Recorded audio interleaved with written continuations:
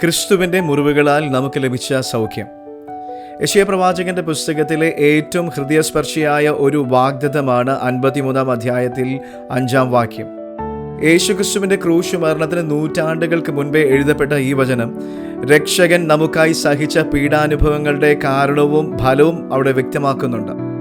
അവൻ നമ്മുടെ അതിക്രമങ്ങൾ നിമിത്തം മുറിവേറ്റും നമ്മുടെ അകൃത്യങ്ങൾ നിമിത്തം തകർന്നുമിരിക്കും.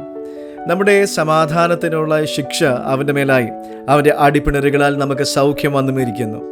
ചരിത്രത്തിലെ ഏറ്റവും വലിയ ഒരു കൈമാറ്റമാണ് ഇവിടെ വിവരിക്കുന്നത്. ക്രിസ്തു നമ്മുടെ ശിക്ഷ ഏറ്റെടുത്തു, പകരം നമുക്ക് സമാധാനവും സൗഖ്യവും ലഭിച്ചു. നമ്മുടെ അതിക്രമങ്ങൾ നിമിത്തം മുറിവേറ്റും എന്ന വാക്ക് ക്രിസ്തുവിൻ്റെ കഷ്ടാനുഭവത്തിൻ്റെ ആഴം കാണിക്കുന്നു.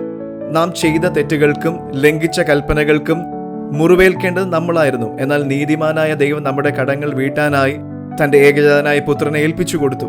അവൻ തകർക്കപ്പെട്ടത് നമ്മുടെ അകൃത്യങ്ങൾ നിമിത്തമാണ്. ആ ക്രൂശിലെ ഓരോ മുറിവും നമ്മുടെ പാപങ്ങളുടെ അടയാളമായിരുന്നു.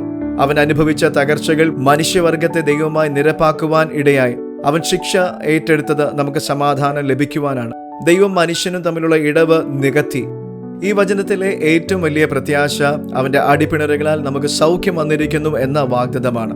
ഇത് കേവലം ആത്മീയ സൗഖ്യം മാത്രമല്ല, നമ്മുടെ ജീവിതത്തിലെ സകല മേഖലകളിലുമുള്ള വിടുതലിനെ കുറിക്കുകയാണ്. രോഗങ്ങൾ കൊണ്ടോ മാനസിക തകർച്ചകൾ കൊണ്ടോ വലയുന്ന ഏവർക്കും ഈ ഒരു വചനം ഔഷധം തന്നെയാണ്. ക്രിസ്തുവിന്റെ ശരീരത്തിലെ ഏറ്റ ഓരോ ചാട്ടവാറടിയും നമ്മുടെ സൗഖ്യത്തിന് വേണ്ടിയുള്ള വിലയായിരുന്നു. നാം ഇന്ന് അനുഭവിക്കുന്ന വിടുതൽ സൗജന്യമല്ല, അത് കാൽവരിയിൽ വലിയൊരു വില കൊടുത്തു വാങ്ങിയതാണ്. ഈ സത്യം തിരിച്ചറിയുമ്പോൾ ജീവിതത്തിലെ ഏത് പ്രതിസന്ധിയെയും നേരിടുവാനുള്ള ധൈര്യം നമുക്ക് ലഭിക്കുന്നു. യഥാർത്ഥ ജീവിതത്തിൽ നാം രോഗങ്ങളിലൂടെയോ സമാധാനമില്ലാത്ത അവസ്ഥയിലൂടെയോ കടന്നു പോകുമ്പോൾ കാൽവരിയിൽ ക്രിസ്തു ചെയ്ത ആ മഹാത്യാഗത്തിലേക്ക് ഒന്ന് നാം നോക്കണം. സൗഖ്യം എന്നത് വരാനിരിക്കുന്ന ഒരു കാര്യമല്ല, മറിച്ച് അത് വന്നുമിരിക്കുന്നു എന്ന വചനം പ്രഖ്യാപിക്കുന്നു. അതായത് നമ്മുടെ വിടുതൽ ക്രിസ്തു നേരത്തെ തന്നെ പൂർത്തിയാക്കി കഴിഞ്ഞു. വിശ്വാസത്തോടെ സ്വീകരിക്കുക എന്നത് മാത്രമാണ് നമ്മുടെ ഉത്തരവാദിത്വം. കുറ്റബോധം നമ്മെ വേട്ടയാടുമ്പോൾ ക്രിസ്തു നമുക്ക് വേണ്ടി ശിക്ഷ അനുഭവിച്ചു കഴിഞ്ഞു എന്ന സത്യം നാം ഓർക്കണം. ഈ വചനം സമാധാനമില്ലാത്ത ലോകത്ത് ദൈവത്തിന്റെ സമാധാനം അനുഭവിക്കുവാനും രോഗങ്ങളിൽ സൗഖ്യം പ്രാപിക്കുവാനും നമ്മെ സഹായിക്കുന്നു.